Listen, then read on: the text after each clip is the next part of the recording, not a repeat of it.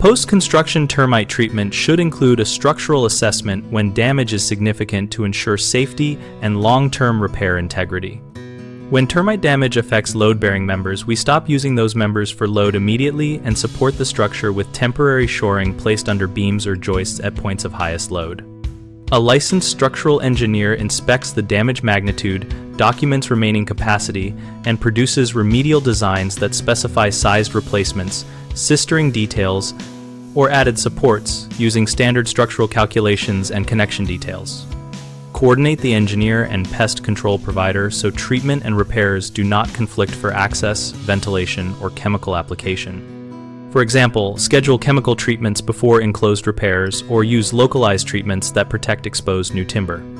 Use durable materials and treatments specified by the engineer such as pressure-treated lumber, cross-laminated timber where appropriate, or steel plates and bolts with corrosion protection when strength restoration is required.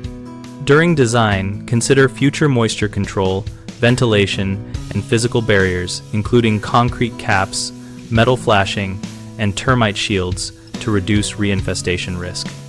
Document all repairs with before and after photographs, engineer reports, and receipts to support warranty claims and future inspections.